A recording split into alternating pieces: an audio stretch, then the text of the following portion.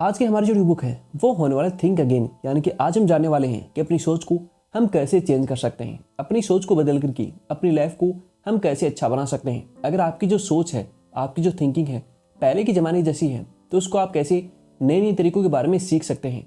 इस समरी को सुनने के बाद में आप अपनी थिंकिंग को काफ़ी बढ़िया कर सकते हैं और जो भी साइंटिफिक तरीके हैं उनके बारे में आप जान सकते हैं। दोस्तों, कहीं आपकी सोच ही तो आपको आगे बढ़ने से नहीं रोक रही है। क्या आप सिर्फ पुराने तरीके से सोचते हो या फिर साइंटिफिक तरीके से?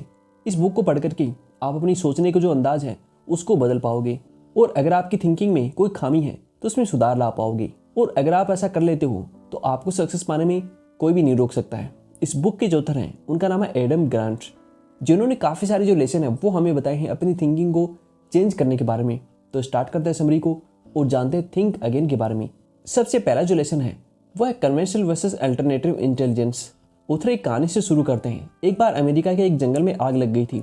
उसे बुझाने के लिए जो फायर फाइटर हैं उनको बुलाया गया। उन्हें जो भी चीज़ें हैं वो दी गई और कहा कि अपनी जो भी चीज़ें हैं उनको साथ रखें, नहीं तो आप बच नहीं पाएंगे। जैसे ही फायर फाइटर जंगल में गए तो उन्होंने देखा कि आग काफ़ी तेज़ी से फैल रही थी। उसे बुझाने की वो कोशिश करने लगी, लेकिन धीरे धीरे हर तरफ से वो आग से गिर गई। सब लोग अपनी जो भी चीज़ें हैं उनको साथ लेकर के बाहर की तरफ भागने लगे, लेकिन चीज़ों में काफ़ी वजन था, वे इसलिए जल्दी नहीं भाग पा रही थी। लेकिन एक जो फायर फाइटर है उन्होंने अपनी थिंकिंग से काम लिया और जो भी चीज़ें हैं उनको फेंक दिए। वह काफ़ी तेज़ी से भागा और अंत में केवल वही बच पाया। तो दोस्तों, इस एग्जाम्पल से हमें पता चलता है कि हमें हमेशा जो भी पुराने तरीके हैं उनसे नहीं सोचना चाहिए, बल्कि सिचुएशन के हिसाब से हमें अपनी जो थिंकिंग है उसको बदल लेना चाहिए। जैसे हमारे देश में जो मैक्सिमम युवक है उनकी जो सोच है सरकारी नौकरी पाने की होती है, लेकिन अब जो समय है वो बदल चुका है। लोग तरह तरह की जो ऑनलाइन स्टार्टअप है वो करते हैं, खुद का बिजनेस करते हैं। ऐसा करके लोग काफ़ी अमीर बन जाते हैं और अपनी लाइफ को काफ़ी बढ़िया जीते हैं। तो हमें भी अपनी जो कन्वेंशनल थिंकिंग है उनको छोड़ करके नए तरीकों से सोचना शुरू कर देना चाहिए और देखना होगा कि हम भी जो नई तरीके की सोच है उसको अपना करके हम भी काफ़ी पैसा कमा सकते हैं। आप अच्छी ट्रेनिंग लेकर के और मेहनत करके इस मुकाम को हासिल कर सकते हैं। अगला जो लेसन है वह 3 टाइप्स ऑफ टॉकर। जब हम किसी से बात करते हैं तो अधिकतर हम 3 रोल का इस्तेमाल करते हैं। पहला है प्रीसर। जब हम दूसरों को समझाने लगते हैं तो ज़्यादातर इसी रोल में आ जाते हैं। हम दूसरों को समझाने की बजाय उन्हें समझाने लगते हैं, उन्हें लंबा चौड़ा जो लेक्चर है वो देने लगते हैं, ये जाने बगैर कि दूसरे की कोई मजबूरी होगी या फिर और कोई दृष्टिकोण हो सकता है। अगला प्रोसिक्यूटर। इस रोल में होते हुए हम हर बहस को जीत लेना चाहते हैं। हम उल्टे सीधे जो भी तर्क हैं देकर के अपना जो पॉइंट है वो सिद्ध करने की कोशिश करते रहते हैं। अगला है पॉलिटिशियन। इस रोल में हम दूसरों को खुश करने की कोशिश करते हैं, वे जैसा सुनना चाहते हैं वैसा ही हम बोलते हैं, लेकिन इस सब के पीछे ही मैनिपुलेशन भी होता है। हम अपना कोई भी मकसद हासिल करना चाहते हैं। तो दोस्तों, दूसरे जब भी हमसे बात करते हैं तो इन 3 तरीकों में से किसी एक में ही कर रहे होते हैं, लेकिन ऑथर कहते हैं कि बातचीत का ये तरीका गलत है, इसमें हम बिना थिंकिंग के बोले चले जाते हैं। इसकी बजाय हमें एक साइंटिस्ट के रोल में आकर बात करनी चाहिए। साइंटिस्ट हमेशा फैक्ट, एविडेंस और डेटा के आधार पर बात करता है, न कि किसी ऑटोमेटिक रोबोट की तरह। मान लीजिए आप अपने किसी फ्रेंड से किसी बिजनेस का आइडिया डिस्कस करने लग जाते हैं, तो हो सकता है कि आपका दोस्त कहने लगे कि बिजनेस तो डूब जाते हैं और उसके बाद वह आपको एक लंबा सा लेक्चर दे दे।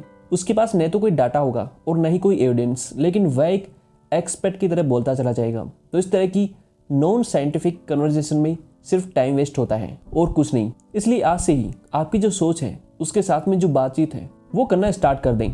अगला जो लेसन है वह टाइप ऑफ कॉन्फिडेंस। दोस्तों, लोगों में 2 तरह का कॉन्फिडेंस पाया जाता है।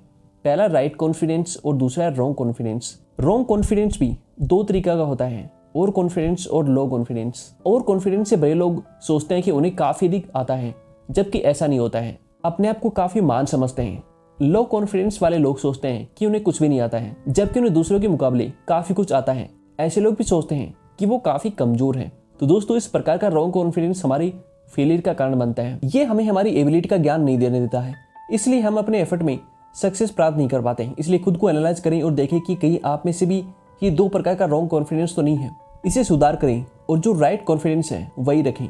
आपने काफ़ी बार देखा होगा कुछ लड़के हमेशा ही हीरो की तरह बन रहे होते हैं। उन्हें लगता है कि वे किसी सुपरस्टार से कम नहीं है, जबकि उनकी पर्सनैलिटी और एक्टिंग भी कुछ खास नहीं होती है। तो ऐसे लोग ही और कॉन्फिडेंस के शिकार होते हैं। इसलिए हमेशा आपको जो राइट कॉन्फिडेंस है वह रखना चाहिए। अगला जो लेसन है वह बीइंग रॉन्ग इज ओके। कुछ लोग चाहते हैं कि दूसरे उसके विचारों से सहमत हों, कभी उसे गलत न बोलें, बेशक उनके विचार सही न हो, तब भी ऐसा होता है। वह ये बर्दाश्त नहीं कर सकता है कि दूसरे उसकी आइडियोलॉजी को गलत बोल रहे हैं। लेकिन ऑथर ने कहा है कि यह भी सही थिंकिंग नहीं है। हो सकता है कि आपकी जो भी आइडियोलॉजी है पास्ट में सही रही हो, लेकिन वक्त के साथ चीजें बदल जाती हैं। ऐसे में आपको अपने जो भी विचार है वो बदलते रहने चाहिए, न कि उनसे चिपके रहना चाहिए। कुछ लोग किसी पार्टी विशेष की तारीफ करते रहते हैं और फिर चाहे उस पार्टी में गलत पॉलिसी बनाई गई हो, हमें खुले माइंड से जो भी पॉलिसी है उनके ऊपर विचार करना चाहिए और कुछ गलती हो तो उसे अपने सुझाव देने चाहिए। इससे जो पार्टी है काफी और मजबूत होगी और जो भी गलत काम है वो करने से बच जाएगी। ऐसा नहीं होना चाहिए कि मेरी पार्टी है तो ठीक ही होगी। अगर कोई गलत कर रहा है तो उसको समझाने की कोशिश करनी चाहिए। ये नहीं कि वो आपका फ्रेंड है तो गलत चीजें भी वह सही कर सकता है। इसलिए आपकी जो थिंकिंग है उसको समय के साथ में आपको चेंज करना चाहिए। अगला जो लेसन है वह कॉन्फ्लिक्ट हैंडलिंग। ह्यूमन एक सोशल एनिमल है और सोसाइटी में रहते हुए जो कॉन्फ्लिक्ट है यानी कि टकराव होना लाजमी है, लेकिन जो भी टकराव है उसको सभ्य तरीके से हैंडल करना सीखना चाहिए। कॉन्फ्लिक्ट दो कैटेगरी के हो सकते हैं। टास्क कॉन्फ्लिक्ट, ऐसे कॉन्फ्लिक्ट किसी ऑफिस की टीम में हो सकते हैं। इसमें हर कोई बोलता है कि ये मेरा टास्क नहीं था, तो इसे सोल्व करने का तरीका है कि शुरू में टास्क अच्छे से डिवाइड कर ले और सबको पूरा समझा दें। दूसरा है रिलेशनशिप कॉन्फ्लिक्ट। ऐसे कॉन्फ्लिक्ट रिलेशन में आते हैं, इसके कारण ही ट्रस्ट न करना, सामान न देना, धोखा देना आदि हो सकते हैं। तो इन सब से बचकर की रिस्पेक्ट और सहयोग से पेश आना चाहिए और उसके बाद में जो कोई भी कॉन्फ्लिक्ट है वो नहीं होगा। हमेशा मिलजुल कर काम करें, कभी भी ईगो या फिर जो घमंड होता है उसको बीच में न लाएं। अगला जो लेसन है वह इंटरपर्सनल रीथिंकिंग। कई बार डिबेट के दौरान जो लोग हैं काफी प्रेक्चर की तरह बोलते चले जाते हैं, वे दूसरों पर अपने जो विचार है वो थोप रहे होते हैं, लेकिन ये तरीका काफी गलत होता है। जब भी आपको कोई आर्गुमेंट या फिर कोई डिबेट करना हो तो साइंटिफिक तरीका अपनाएं और दूसरों को भी जो बातें हैं वो करने का मौका दें। उनसे जो भी लॉजिकल क्वेश्चन है वो पूछें और इस तरह पूछें कि आपका जो भी जवाब है वे खुद ही दे दें। जैसे आपको किसी को समझाना हो कि ऑफिस में लेट नहीं आना चाहिए, तो इस पर लेक्चर देने के बजाय आप उसे पूछें कि लेट होने का कारण क्या है। अगर वे बोले कि ट्रैफिक काफी अधिक होता है, फिर आप उनसे पूछ सकते हो कि आप घर से कितने बजे निकलते हो। अगर वे बोले कि 8 बजे, तो आप उन्हें सजेस्ट कर सकते हो कि आधा घंटे पहले शुरू कर सकते हैं निकलना आप। इससे सामने वाले को भी सॉल्यूशन मिल जाएगा। इस तरह के जो भी साइंटिफिक तरीके होते हैं, इनसे सबको अपनी जो भी प्रॉब्लम है वो समझाने में आसानी होती है और ये आपका सजेशन मान भी लेते हैं। लेकिन ये सब ऑर्डर की तरह नहीं लगना चाहिए, बल्कि रिस्पेक्ट और अंडरस्टैंडिंग के साथ ही बोला जाना चाहिए। अगला जो लेसन है वह राइवल एंड फ्रेंड। अक्सर हम लाइफ में राइवल और फ्रेंड ढूंढ ही लेते हैं। हम जो भी राइवल होते हैं उनको अपना दुश्मन मानने लगते हैं और उनके नजरिए को भी समझना नहीं चाहते हैं। हम सिर्फ अपने जो भी एलाई हैं उनकी बात ही मानते हैं, उनके विचारों से सहमत होते हैं, उनकी हाँ में हाँ मिलाते हैं।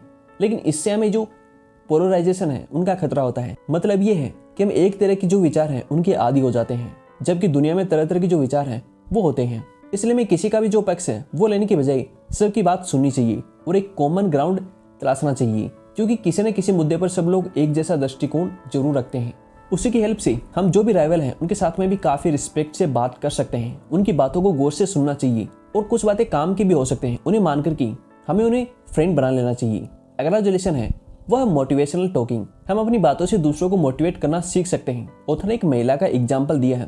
यह महिला किसी जनजाति से संबंध रखती थी। एक बार उसे बच्चा हुआ, लेकिन वह जो वैक्सीनेशन है उसके खिलाफ थी, क्योंकि उनकी जो भी जनजाति है उनके लोगों ने बोल रखा था कि वैक्सीन से जो बच्चे हैं उनका दिमाग काफी कम हो जाता है। लेकिन तभी एक मोटिवेशनल स्पीकर उस महिला के पास गया और उनसे कुछ सवाल पूछे, जैसे कि क्या आपने कभी ऐसा बच्चा देखा है जिसे वैक्सीन लगी हो और वह पागल हुआ हो?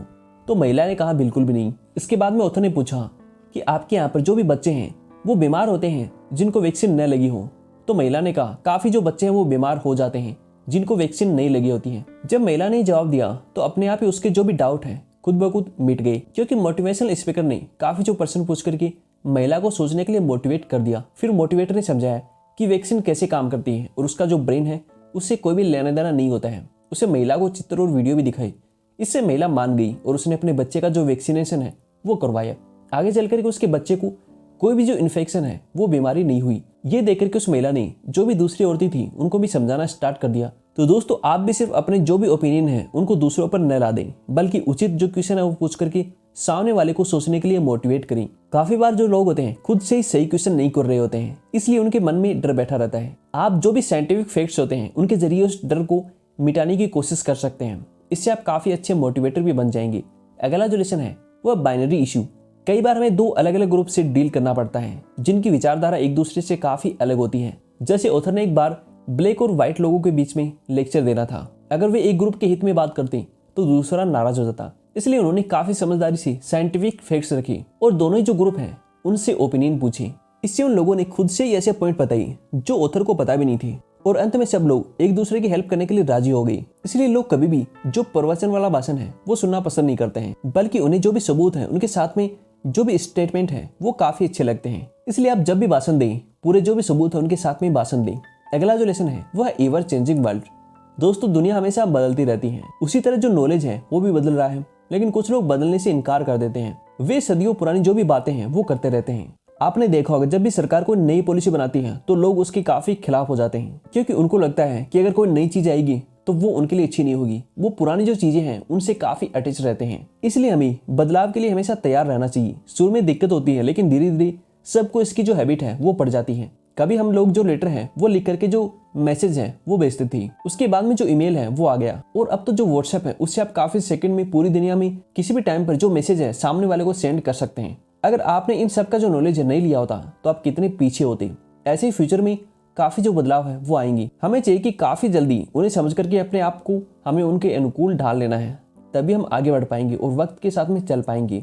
अगला जो लेसन है वो है रीथिंकिंग इन कॉर्पोरेट वर्ल्ड। जो कॉर्पोरेट वर्ल्ड होता है उसमें भी काफी जो रीथिंकिंग है उसकी आवश्यकता होती है। बड़ी बड़ी जो भी पुरानी कंपनी चलती रहती है वह एक दिन डूब जाती है। आपने नोकिया के बारे में सुना होगा। एक टाइम पे नोकिया काफी फेमस कंपनी थी, सभी लोग नोकिया का जो फोन है वो यूज करते थे, लेकिन नोकिया ने समय के साथ में खुद को बदलाव के लिए राजी नहीं किया, यानी कि समय के साथ में नोकिया नहीं चली, और उसके बाद में आज के टाइम पे आप देखते हैं कि नोकिया कहीं भी नहीं है। इसलिए हमेशा आपको टाइम के साथ में चलना है। अगर आपकी कोई कंपनी है तो समय के साथ में उसको आपको अपग्रेड करना है। अगर ऐसा करते हैं तो आपकी कंपनी काफी लंबे टाइम तक मार्केट में टिक सकती है। अदरवाइज आपकी जो कंपनी है उसको लोग काफी जल्दी भूल जाएंगे अगर आप समय के साथ में नहीं चलोगे तो। इसलिए सबका ओपिनियन सुनना चाहिए और तभी जो नतीजे हैं उनके ऊपर पहुंचना चाहिए। कई बार जो गलत ओपिनियन है उनसे नई चीज सीखने को मिलती है, इसलिए ऐसे जो ओपिनियन है उनकी इंसल्ट न करके उनके जो भी पॉइंट है उनको डिस्कस किया जाना चाहिए। अगला जो लेसन है वह ट्यूनल विजन। ऑथर कहते हैं कि हमें हमेशा एक गोल से पूरी तरीके से बंद नहीं जाना चाहिए, बल्कि समय समय पर उसे बदलते रहना चाहिए। हो सकता है कि टाइम के साथ में नई जो सिचुएशन है वो आ गई हो और आपका अपना गोल बदलना पड़े। काफी जो लोग लाइफ में प्लान बनाते हैं, जैसे किसी पार्टनर से शादी करेंगे, कहाँ घर खरीदेंगे, कौन सी जॉब करेंगे, फिर उस प्लान को अचीव करने के लिए कोशिश करते रहते हैं, लेकिन हम अपना दिमाग खुला नहीं रखेंगे। कई बार जो हम अगल बगल की आने वाले अच्छी जो चीजें होती हैं उनको मिस कर देते हैं। एक ही गोल पर अंधे होकर की चेस करने से हमारे माइंड में ट्यूनल विजन पैदा हो जाती है, और अगर कोई भी प्लान फेल हो जाए तो ऐसे में हमें समझना चाहिए कि हो सकता है कि वो प्लान अच्छा नहीं था और इसके बदले में हमारे पास और जो बेहतर है वो विकल्प हो सकते हैं। हमें हमेशा फ्लेक्सिबल रहना चाहिए। ये तभी होगा जब हमारी अपनी जो थिंकिंग है उसको हम रीथिंकिंग करने के लिए तैयार रहेंगे। इसलिए कोई भी गोल या फिर जो प्लान है पत्थर की लकीर नहीं होना चाहिए, उसमें बदलाव के लिए तैयार रहना चाहिए, तभी हम एक सक्सेसफुल लाइफ जी पाएंगे। यानी कि दोस्तों, हमारी जो भी गोल है उनको चेंज करते रहना चाहिए टाइम के अनुसार। एक ही गोल के पीछे अगर आप पूरी जिंदगी निकाल दोगे तो हो सकता है कि हमेशा आपकी जो जिंदगी है उसमें असफलता ही आपको मिले। इसलिए दोस्तों, हमेशा अपने जो भी गोल है, जो भी प्लान है, उनको टाइम के अकॉर्डिंग चेंज करते रहें। तो दोस्तों, इस समरी से हमने सीखा कि हम अपनी थिंकिंग को कैसे रीस्टार्ट करके दोबारा अच्छी थिंकिंग को ला सकते हैं। अगर आप ऐसा करते हैं तो आपकी लाइफ काफ़ी जल्दी चेंज हो सकती है।